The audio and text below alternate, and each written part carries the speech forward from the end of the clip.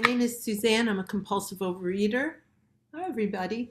I weigh and measure 3 meals a day from the Cambridge Gray Sheet, commit them to my sponsor, don't eat in between no matter what, and abstinence gives me my life. Uh, I will show the best before picture I possess. Uh, it's not, I don't know how helpful it will be to hold it up. I'm second to the right uh, on that stage. And at that point, I was probably 175 pounds, which is about uh, 45 pounds more than I am today.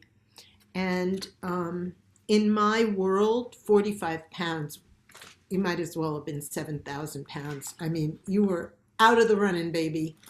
Not an option for romance with most people and things like that. I did not start out eating compulsively. I was such a normal eater that if when I was in day camp, if they served something that I didn't like, I just didn't eat it. But I didn't then have a calculator in my head that said, now you are owed 16 more of these things later today. I just went on with my life and it wasn't a big drama. Once I turned the corner and became a really deeply addicted person, which happened between age 14 and 16 for me, then it was a drama if I couldn't eat an entire football field of food. I mean, it was just heck. There was not enough food anywhere. I had to throw up so I could eat more of it, just so I could fit more in. I was always full. And I'm actually, thanks to Gray Sheet Abstinence, and I didn't mention my abstinence date, it's February 3rd, 2008, which means that coming up, thank you, with God's help, if I do today what I did yesterday, I have a chance to reach 13 years of abstinence, which is a miracle. I remember many times when I didn't think I'd ever get one more day one. I remember eating and having somebody say to me after a meeting, I'm the booker for this meeting and I'll be signing you up, darling. And thinking, you're crazy, because it's not for me. It's not going to happen for me. It happened for you. And then these crazy people in Cambridge Gray Sheet, when I'd come after binging and somebody would come up to me after and go, what are you having for dinner? Give me your food. Again, I think, this is the definition of a waste of your effort, but okay. And sometimes those okays began years of abstinence, 6 years, 7 years, something like that at that time. What I was about to say is that I don't even want to make this as an announcement. It's a big announcement. I'm getting to know a man. That's the announcement. It's not like there's a formal status, but it's like, we've had 3 dates. 3, I tell you, which is, like reversing gravity or something for me. But this person is himself a person in recovery from a different addiction. And I tried to just give him some sense of what it's like to be a food addict. What it was like for me is I could never enjoy food. That was the worst thing about it. And people, I'll never forget, I remember going through the supermarket line and having gotten a big carton of whatever and having already started scooping it out with my hand or something, or an enormous fruit that we don't eat, and started scooping it out and dripping the water along the floor and everything. And the cashier would say, my, you must be hungry, or my, you must really enjoy food. And I remember thinking, you have no idea. Hunger and enjoyment have absolutely nothing to do with my relationship with food. the grocery store that I was going to at that time was next to a cemetery, and a gray sheeter said, "One-stop shopping." Anyway, they're funny. My recovery story is that there was a whole lot of psychic pain in my upbringing. And what I initially did with that was think obsessively. And as I'd go to sleep, I'd think, I hope my mother loses weight, because she was obsessed with losing weight. She had maybe 20 pounds on her. And we were lower middle class economically in a very prosperous area. And our affinity group included doctors and lawyers, professionals, so that people made really good livings. My parents were artists. They were brilliant, and they struggled their whole lives. My dad had a liquor store for a number of years at one point after he had a nervous breakdown after he was, I didn't mean to say this, but I started, oh geez, whatever.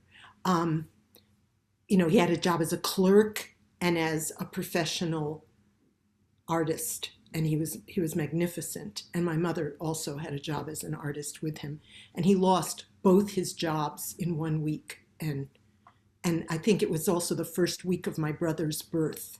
So anyway, things happened. And why am I bringing this up? Because initially my obsession was, I hope these people have their life circumstances changed so they can be happy. I hope my sister's hair can get straight. My sister had hair. She had actually African American hair, which, people were all excited about how maybe it looked like my mom had had an affair or something, but that does genetically run through my ethnicity in some places. And so I'd wish for my sister's hair to get normal, my mother to lose weight. And I think for myself, I'd wish that I'd stop saying stupid things, because my understanding of myself was that all I did was say stupid things that turned people off and made them reject me. The food didn't come in until I was about 14. It kind of creeped in slowly. It started with fruit. And then by the time I was 16, I made my way to sugar and flour. And that was, just a plunge off of a cliff. And that's when I started throwing up as well, because the quantities that I require of sugar and flour exceed the size of my stomach. So I just had to. And that meant that my voice was damaged much of the time. And I wanted to be a professional singer like my dad. And I spent my late teens and my 20s until I was 26 with on and off damaged vocal cords, being misdiagnosed, being silent at one point for 6 months at a time, because I wanted to sing. I wanted to be able to sing. And when I was 26, by I consider a miracle, I came in contact with another doctor who properly diagnosed me and said, if you would be silent for the rest of your life, your vocal cords would never heal. You have a granuloma. It has to be excised. It has to be removed surgically. And he was an expert. And so he saved my voice that time. I've had a second surgery in June of 2008. Why is that? Because in January of 2008, I relapsed. And when I relapse, I can't stop eating. So I have to throw up. Even if I've had a career as a professional singer and want to continue having one, it doesn't matter. I just, you gotta do what you gotta do. I had to eat those quantities. And so once again, I hemorrhaged my vocal cords. And I had, again, a surgery in June of 2008 by, at that time, also one of the most recognized and revered ear, nose, and throat specialists. I'm bringing up my singing today, I guess, because here I am, 66 years old, thank God, 25 years in Gray Sheet, 35 years in the OA program in general, because first I had like almost 11 years in OA. I've been to rehab and halfway house. And you people have helped me stop harming myself with food. It's a miracle. Not only don't I harm myself, I actually help myself and please myself with food because my food is amazing. It is so delicious. I keep discovering what I like to call new taste sensations. Um, Suzanne, 10 yes, minutes, please. 10 minutes has passed. Okay, Yes. thanks. So my food keeps getting better. But this 35-year journey also had a lot to do with my adult child um, designation, my adult child circumstances. Because as thin as I ever got, and at one point I was bikini thin, I was dancing, and now I'm a normal looking person, which is amazing. Like, this is not normal for a 66-year-old in the United States, where I think something like 40% of us are obese in the US, or maybe more, maybe 60. So, but in any event, that was that opened the door. It was a very heavy door, but it opened the door to the rest of life for me. And then I had to try to learn how to associate with people. When do you say yes? When do you say no? How do you show anger? Do you show anger? I didn't know any of this stuff. I learned by falling flat on my face, by turning people off, by being helped by people who loved me and didn't run away when they saw my dysfunction, by professionals, including the professional with whom I've worked now for 3 years, who basically teaches me scripts of how to interact with the world. I'm very blessed. None of this would be possible, of course, if I were eating. That's what I had trouble capturing from my friend last night, that there wasn't a moment of peace. My friend shared that he went to the Central Park concert of Simon and Garfunkel. And I went to events eating, and what going to events meant was I was so full I couldn't stand it. It was hard to sit because my stomach hurt and I was full. And all I could think about was those people are thin, those people are normal, and they're not sick to their stomachs from overeating. They're actually having emotions, enjoying themselves. I didn't have those experiences. I was separated by plexiglass from the world. So I am a walking miracle. You are miracles. Everybody who's present here, if you've ever known your powerlessness over food, that you can sit here for an hour and not eat and keep healing and keep letting that truth pour out of you and pour into you from the other members of this community. You are a miracle too. I will say a final thing. I'm probably really running out of time, but I do believe the disease is real, and I do believe that it is the essence of evil, and that its purpose is to keep us from living full lives. Now, if we get into adult child stuff, the inner child who doesn't know how to parent herself and thinks shoving something in her mouth, or let's say the abandoning parent who says, "Oh, you seem sad, let me shove something in your mouth, that'll shut you up." I don't think they're the essence of evil. I think they're the illness that results from cruelty.